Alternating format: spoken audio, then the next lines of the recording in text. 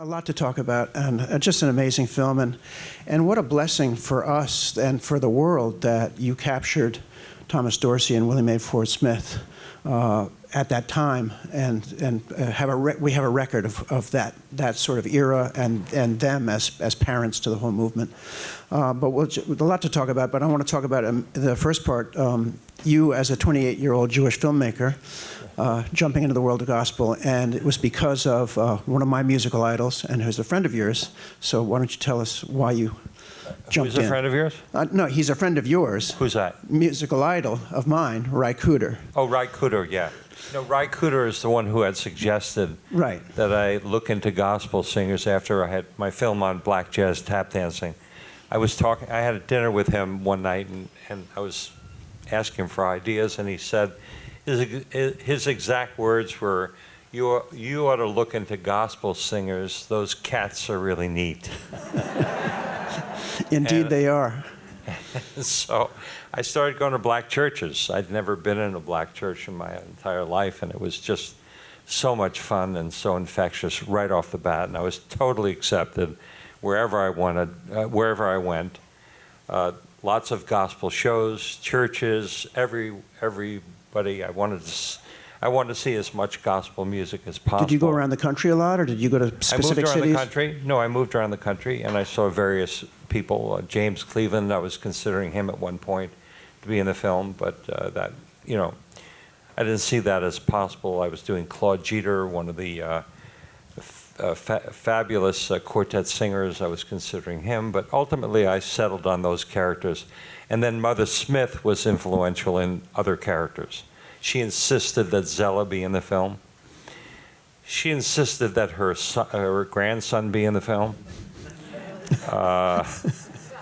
I didn't initially plan on either one being in the film, and now I know why. And it's very clear.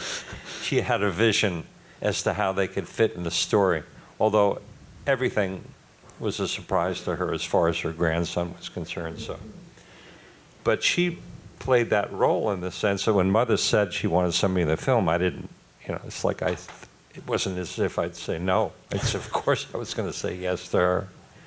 No, that's beautiful, and I wonder the attitude of the grandson, which I wonder how much that might have evolved over the years, if at all. I don't know. All I know is that's how he felt at the time. And just a quick aside about the technical part, because I was taken with not only that scene but other scenes, Don. I don't know how many cameras are at work, but even if there's two, they seem to be everywhere all at once. And I'm thinking of the driving scene between the grandson and Mother Smith, and the camera seems to be pretty much in the windshield because it's looking at them as they're driving. So where's the camera at that point? Well, that surprised me too, and it raises an issue that I think is really interesting. I know a lot of what I shot, but when I look at the film now, I'm not always certain. I know a lot of things that I didn't shoot, but I'm not always certain after these 40 plus years what I did. I can say who shot. That was shot by Ed Lockman, and then we rented a van. So there was enough space up front so he could really be pushed as much forward. Right. So that's how that was done. Okay. He just happened to be, Eddie wears headsets or earplugs when he's filming, so he's very cognizant of what people are saying. He really is looking to tell the story. So he's, wherever he points the camera is where the story is going to be. So, but you said you rented a van for that scene, yeah. Right? So that wasn't their car. No. But that goes to a lot of what I read about the film is that you made it in a way that's different from the normal documentary system, which is just the camera records what's going on. So you set up things. Can you talk about how you did that differently than normal documentaries? I set up everything in the film except for the convention. Every scene was set up, and basically my philosophy is that if I can provide an environment in which the characters can be entirely natural in themselves, then what I've witnessed, because I spent a year researching the film, will happen. Like, for example, the scene with Frank and Dolores in the kitchen. the argument that happened. That was a scene I set up. Now, I didn't tell them what to say, but I did whisper in Frank's ear what I wanted him to talk about, which is about how he felt about how Dolores traveling with her sisters. So I knew what the scene was going to be about, and I knew that this was an issue for them, but there's no way I could wait around for that to happen. So once he said that, Dolores then responded the way she would naturally respond, and he responded the way he would respond. That's the way I handled that scene, because, you know, when I arrived, they'd already eaten breakfast. So I said, well, you can eat breakfast again, but, you know. But the point is that, you know, I wasn't asking them to do anything that they wouldn't normally have done, because I had spent so much time with them. And they trusted me entirely, and, but naturally, you know, that was a big surprise to Dolores that would come up, and she was a little bit taken back. And as you can say, she had to cover by saying, "Do you want eggs with your sausage?" which is a great line. One of the great turnarounds of all time. Especially after her reaction was like, "Okay, so you know, how about this? So, which I'm making your breakfast for you. So, shut up." But so that goes to the point of you're setting these scenes up, and in a lot of documentaries, there is, and the goal is to not have the camera interfere with how people are. People don't act differently in front of the camera. So it's even more compelling that they are so natural in a scene where they're being set up for the camera, in essence. Well, as I said, it's not set up. It's an environment in which they can be themselves. Exactly, but they have eaten breakfast already. They've already eaten breakfast. What so they're happens going to is eat the breakfast cameraman again. arrives Okay. in those situations, and it makes their work so much easier because they know what they have to film. Right. The scenes that Don shot around the table with Mother Smith and that scene where Mother Smith is pressuring her grandson to be a preacher, I set that up as a dinner scene where they were going to have a rehearsal. I didn't know that Mother Smith was going to be talking to Keith about being a preacher. She brought that up. That was just an added thing. Now that she insisted that Keith be at that dinner, at that lunch. So things happen naturally and unexpectedly. Mother Smith, that scene that happened in the van, you know, I said, "Who should we travel with?" She said, "Or Keith." I said, "Are you sure, Keith?" And so, yeah, Keith, so we had him too. But that scene served as multiple purposes, and Don shot that scene around that dinner table and all those things that happened at the dinner table. But it makes, I mean, I would think that having a director that creates, in other words, you're entering a situation where directors set it up so you don't have to find the story. The directors essentially set it up so that you have an easier job. I would think. I mean, you work with many different directors, but that's how I like to work, so that the cameramen then can do their best work because they don't have to search for the story. Right. It's all there in a confined space, but I don't know. You'd have to respond to that. I think that that's true, and I'm not totally sure if it makes things easier. Because, well, it's interesting. You kind of answered a question that I had. You did a huge amount of research, and you do differently from most other directors, at least in that era, set these scenes up. But my question was, and you kind of answered this about the dinner the scene, I would wonder then, are there surprises for you? Is there room for the unexpected? I know there is. I mean, it's sort of a loaded question, but I kind of wanted you to express that more. Well, yeah, because that whole thing that happened in the van with Keith is unexpected, with Mother and Keith was unexpected. The performances that you shot of all that stuff that you shot of the O'Neill twins and the Barrett sisters and Mother Smith and all that, you shot all that with, you know, all of that stuff. And that was a tribute that didn't exist. In other words, there's no way that I could bring together all the principal characters in the film except for to set up a tribute for Mother Smith. There was no tribute that was happening. I had to create a tribute, that way I could have control over the situation, film all of it in one day, set up one day, film it in one day, and then I had all my characters in one place, and I could tell them, look, I want you to focus on these characters. Here's the O'Neill twins. They're there. They could get all the cutaways of them in the audience, which could provide a tapestry for the film. So you did set up the tribute. I was going to Totally. ask you that. Yeah, because it was such a magnificent piece where it seems, again, all of these seem so natural. They seem so unaffected by the camera being present. You never feel the camera's there. And that tribute happened is like, how did that come about? Because they all seem to have this opportunity to give tribute to Mother Smith, and they did it sort of very extemporaneously. Well, but the tribute was real for her. Exactly. She perceived it as being a true tribute. In other words, I may have staged it for the film.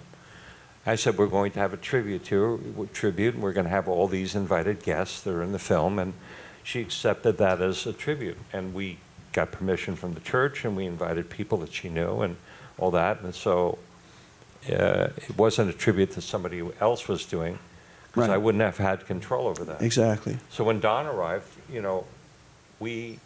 I guess you arrived, and in fact, I remember asking you very specifically with the O'Neill twins. There was a song, I think it was I Could Save a Lifetime or Jesus Dropped the Chargers. I asked you, which one should we do? And you immediately jumped on Jesus Dropped the Chargers. You said, get that one. And you hadn't heard it. Yeah. It was just based on the title. And we did that. I would like to Go ahead. Go ahead. Going back to the question about you assume it would be easier, but I think it's a really interesting thing. George did a huge amount of research. He knew the story, and what was particularly interesting from my point of view, and I'm sure from Ed's as well, is that George gave, within certain parameters, a huge amount of freedom for us to do what we do best. And George selected us, I presume, because he knew that. What's interesting also, though, is that Ed and I have incredibly different styles of shooting. I mean, you've mentioned this to me before. It's very rare that I can see what other cameramen, operators do. But I think that was the really wonderful thing about that. What made it maybe easier is that I knew that George had confidence in us to do our best work. And, I have to say that this music, if you're not filled with the Spirit, I don't know what would fill you with the Spirit. Mm-hmm. Yeah. So back to the idea, you set that dinner table conversation up as a rehearsal scene. And then there's the conversation about will the grandson become a preacher. Later in the film, there is a rehearsal around the table. Was it the same scene? Yes. See, so Yes, that you was set it the up to same be a scene. rehearsal. You got the rehearsal Yes. out of it, but you also got the other footage. Well, that was an added benefit. Yeah, so It's that's like the way the whole film worked. The whole scene was like maybe an hour of the meal. Uh-huh. We cut that down to those two sections, and it's interesting because Paul and I were looking at it, and what fascinated with me was that how you can get to the essence of what happened in that hour and a half worth of material. Those were the essences of that meal, and we cut that down to the essence. At the time it was happening, I was so busy, probably just being concerned about one thing or other, that I might not have even noticed that was going on. Don captured it, and we saw it in the editing room, but I don't even know whether at the moment I said, because my goal was to get the singing of the song. And then there was this whole conversation with Keith, and I'm wondering, Keith, he's not supposed to be a character, but he's a character. Mother Smith wants him here. Now she's talking about this. But when we saw it in the editing room, we said, this is gold. Absolutely. So it was like, not even as if I was so conscious at the time, this is amazing about this is what's happening right now. On the other hand, with Dolores and her husband, when they have that confrontation, you want eggs with your sausage, and she turns and looks at the camera with kind of its disgust and anger, I said, this is great. It's just what I need. No, it cuts to the heart. Yeah. I think that I also took a lot of photographs. I did an entire photo essay. And I was hanging around with the various characters with the camera, still camera, for an entire year. And there were Dorsey in the backyard conducting the birds. That was a photograph that I'd taken, that I asked Ed to get. I just asked Dorsey to go in the backyard. And the one of the Mother Smith reading the Bible right before the end, that was also a photograph. I just needed that shot because I photographed those. It just enables me to have some sort of visual style. Well, it's almost a storyboard in some ways. In some ways. By having those still photos. That's, Yeah, that's kind of magnificent. Yeah. I was going to say about the editing that you did cut the dinner table scene down to 2 essences, right? But you didn't run them together because the one part of the conversation goes to character, and then the rehearsal fit in later on into the musical part. So your storytelling is not only the things you set up, but how you put those together, right? So, and was that a lot of overseeing in the editing room that you worked on that? Well, putting those things together. Yeah, well then we have to fit it in the film, see where it fits. But we had a scene that was an entirely surprise with the Billy and Jackie going back into the train station. Right.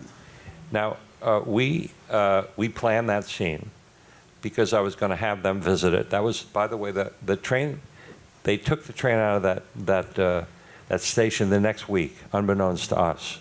That was the last time it could have been filmed. Now, we filmed it, and Don choreographed it beautifully.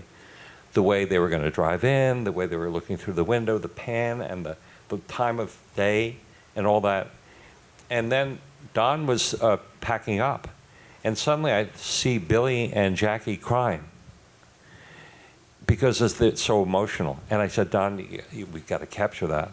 And that's when that scene was captured. So those are the kinds of things that, and then he captured that, I mean, just absolutely beautifully. And the sun was setting, and it was just, but those are things that just happen as a result of the emotion that's occurring at the moment, Well, it's brilliant, and the making of the film is one thing, but then in 1983 it comes out, and it's named by a lot of people one of the best films of the year, documentary or feature or whatever.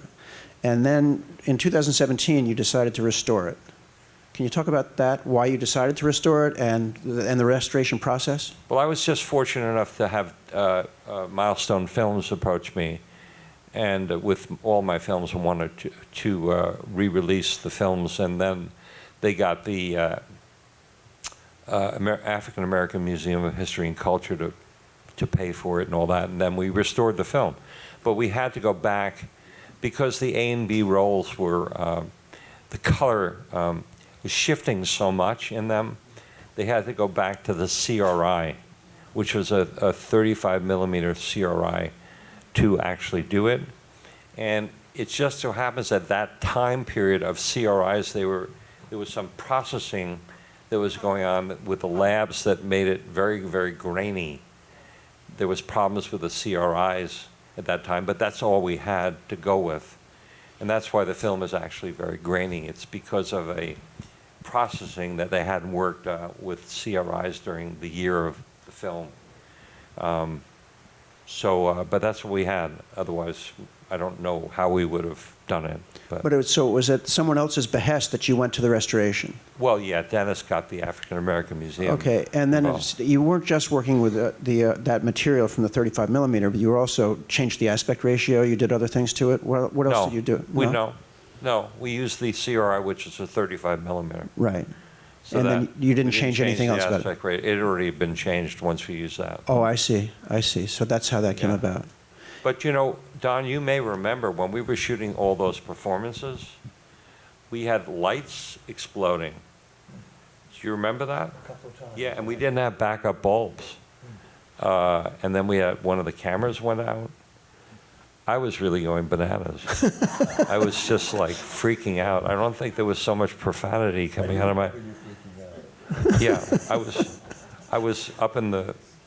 Everybody had sort of headsets, and there was a lot of profanity coming out of my mouth as things were, because literally, I've had this happen before, and where things can go dreadfully wrong.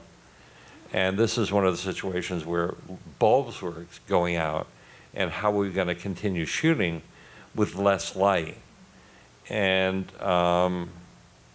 we did. I mean, we continued to shoot, and Well, that goes to another point, which is that you were augmenting the natural light in a lot of situations. Now, a lot of documentaries don't do that either. They don't set up to add light to a scene to set it up in that way. So were you involved in that lighting? And for instance, when Dorsey comes out for the last time and he's walking down that hall, the lighting on that is just absolutely beautiful. that was in the hotel. Involved in that. In fact, it's an interesting thing. I love that shot so much. Don, your microphone. Excuse me, sorry. I loved that shot, and I didn't film that. And That was Bob Elfstrom. It was Bob Yeah. Elfstrom then. I thought you told me that Ed did that. No. Bob Elfstrom, I assigned him with Dorsey up in his room in the prep coming down.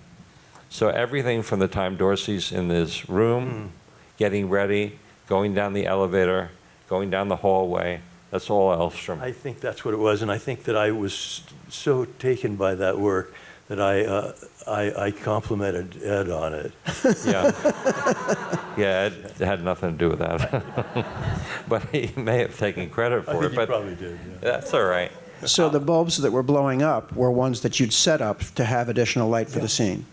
Yeah. Yeah. Okay. So did you do a lot of that in terms of a technical setup, in addition to setting up the scenes? There was a lot Whole of technical day. setup. Yeah, you set up a whole day of setting that up, right? In Microphone. all of the interior, the concert, there was supplemental lighting. Yeah. Let's talk about the concert footage for a minute, because there's sort of seamless editing in there, but there's wonderful shots where the camera is everywhere at once. The song's never interrupted. It never seems like it's an overlap. So it seems to have all been captured at the same time. And yet there's footage from in front of the singers, then there's footage from behind the singers, but there's nobody in front when they're doing that. And then there's cutting from the performers to people in the audience. Seems to be in real time. So how many cameras were involved in that performance footage? Well, no, there was 3, but you had Ken Fink as one of them, and Yeah. Jimmy. McCalmont, yeah. Yeah, and you helped choreograph all that because you worked that out with them as how you were going to cover it. What did you work out with them? Because you really planned that out. And I guess I did.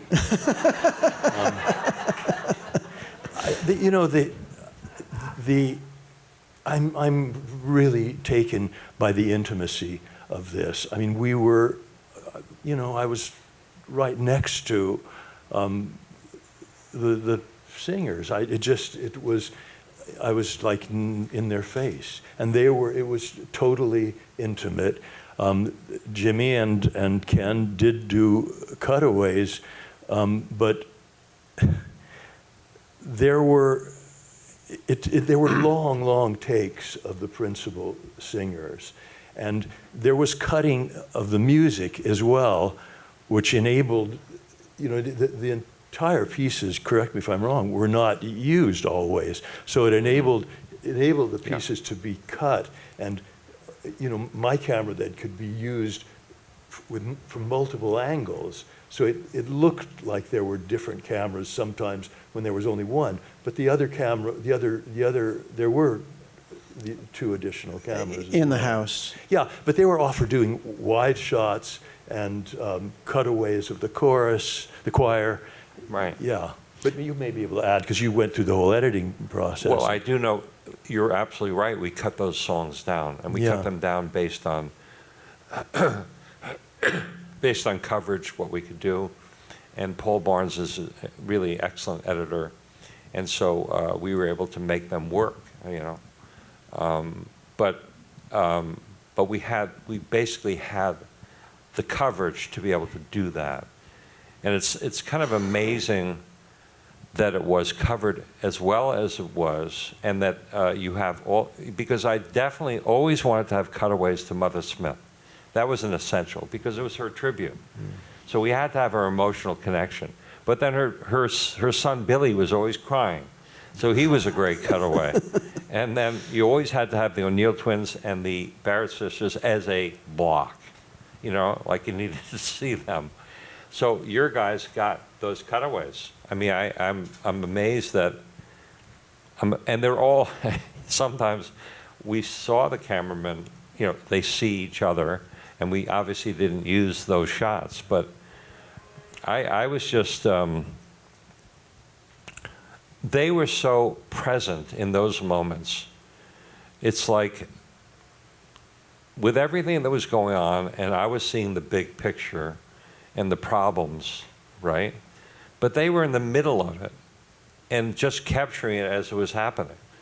And somehow Don had I guess you had worked with them and you felt so comfortable with them in terms of the way you guys worked together, because you chose them. Well, they had both been assistants, Jimmy for maybe 3 or 4 years, and Ken a little bit. He is now a director, producer of episodic television, still trying to do a feature, and they're both, and Jimmy was a lighting director. You know, they were both very talented guys. Yeah. But I mean, but you picked them because I guess you felt like, as compared to having other cameramen that you hadn't necessarily worked with, That's true, yeah. you could trust that they were going to take essentially your direction. Absolutely. In it. And so I guess, because I saw you guys kind of talking about what's going to happen. We did a rehearsal. Yeah. And what's going to happen, how are we going to approach this one or that one, and, you know, so I kind of, I knew Don and I trusted him implicitly. You know, I just had such admiration for him that I was just so delighted that he was going to do the film with me. Well, the footage is miraculous all the way around, with the three different people working and so forth, and it's better than a lot of really high-tech music videos in terms of it as performance footage, and the congregation or the audience at the same time. Did you brief them ahead of time? We're going to have a lot of cameras running around in here, so just enjoy yourselves, or did you have to talk to them first in any way? Well, because they all knew they were that all this so was completely natural, that not only the performers, but the people in the audience, everything was just in the moment, as if there were no cameras there, except when we went into these close-ups, as you say, it was very intimate. And, well, no, and those wonderful. close-ups we got, and I had also sound men. With every cameraman, it had a sound man.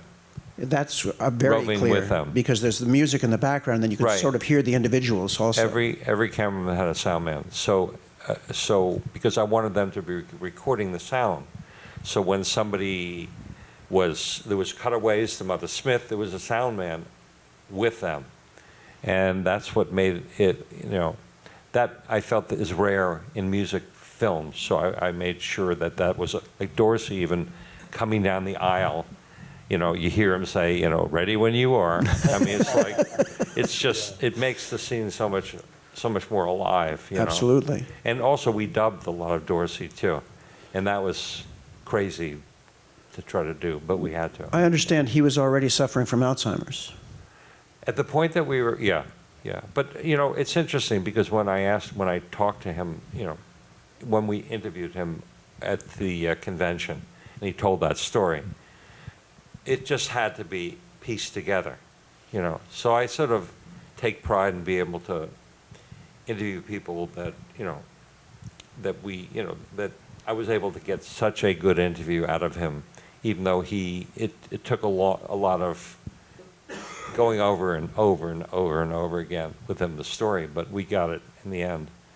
So. No, it's beautifully done. I just, back to the performance, if you think that every cameraman had a sound person, and there's 3 of them in the room, and yet it never seems like that there's any member of the audience that's distracted by the camera, or by looking at this thing, or looking at the wrong way, or the performers are looking at the camera in a way that they weren't looking at the audience. That was sort of natural. Yeah, please. Could I interject one thing? Correct me if I'm wrong about this, but even though this was set up and there was rehearsal, when the performances actually took place, it was the real thing. It was not this, so it wasn't difficult.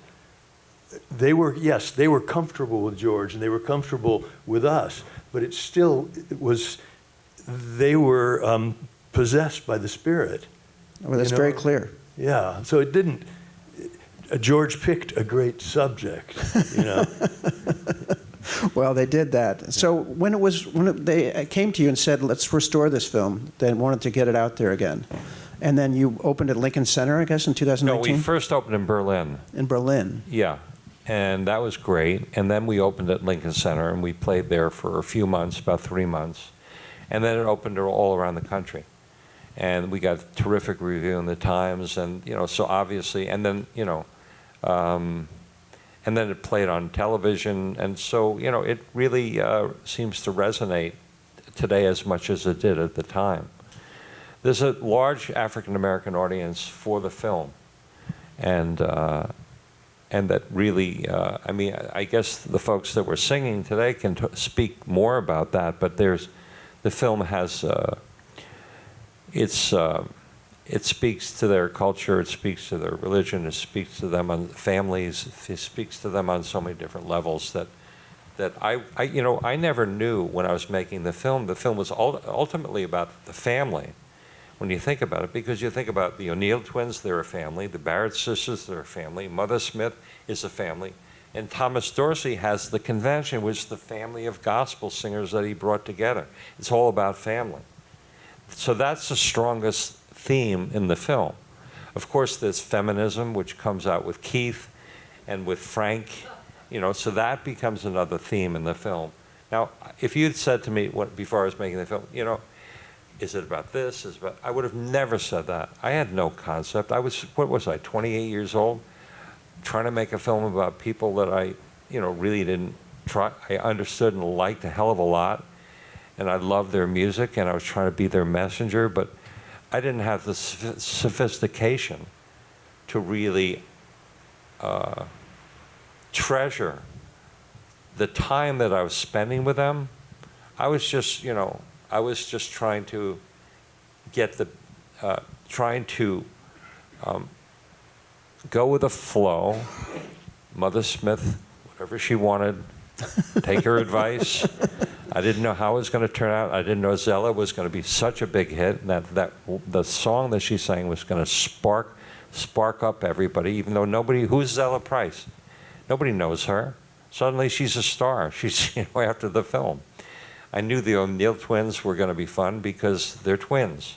And Mother Smith knew them, and I love the line that when Edgar, you know, talks about not being able to touch the pedals when Mother Smith, you know, found them. And I knew the Barrett sisters. Dolores, I just was crazy about her. I mean, her voice just sends shivers through my body.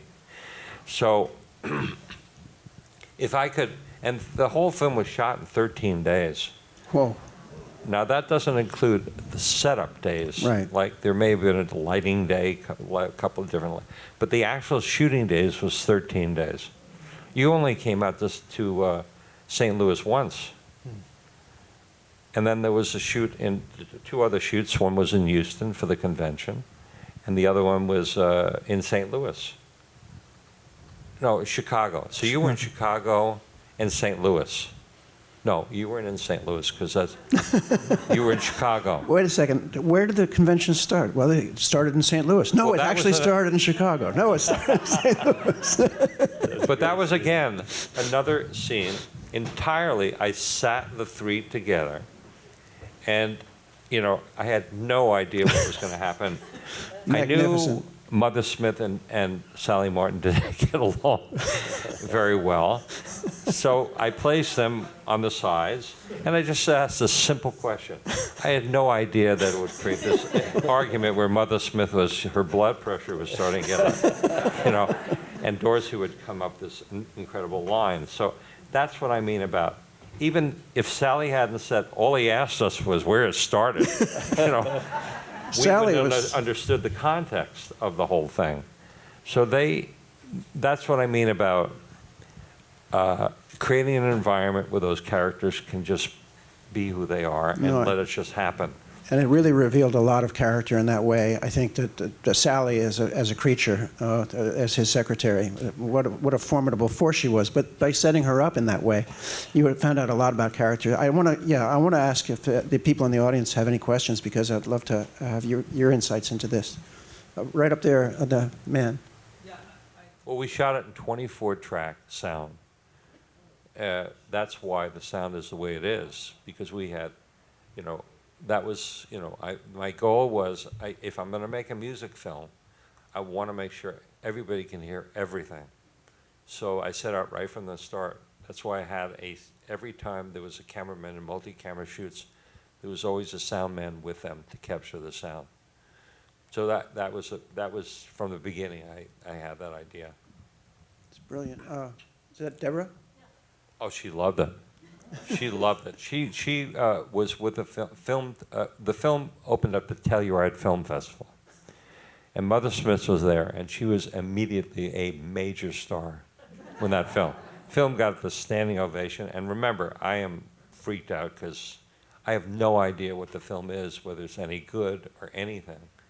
The first screening, and we get this standing ovation. Mother Smith is suddenly an enormous star in Telluride, and she's walking around and absolutely loving it. You know, and she loves attention anyway, and then Werner Herzog's birthday, it's like, I don't know what major birthday, but then they have her sing happy birthday to him. And so she loved it, and she went on to become majorly recognized by awards and everything else, so it was great for her. What's that? A mitzvah.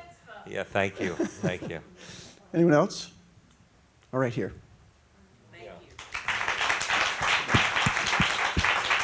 Thank you. Yeah, I don't think anybody knows, or I certainly did not, that the church didn't want it to begin with. That was a revelation to me. So it was very instructional in that way. Is there anyone else? Yeah, please. It's so interesting because I was there at the convention. I said to Ed, we've got to go out and capture all the buses and the license plates and things like that. And here's this group of little kids, and they're singing. And I said, let's grab it. And suddenly we're filming these kids singing. I had no idea up until this point. Obviously, they were singing a song that kids would sing. I mean, they weren't going to sing the traditional songs. So you're telling me something that new about the film, that this was, the sort of like the pop or the next, His you know. name was Billy Cummings, Uh-huh. and we were part of his choir at that time. Interesting. And I was a piano player, and I was like that little kid that couldn't touch me. Everybody always says that to me. Now I know what he got to do. Well, I think that's going to do it for us. And thank you so much for bringing us this film and making the film.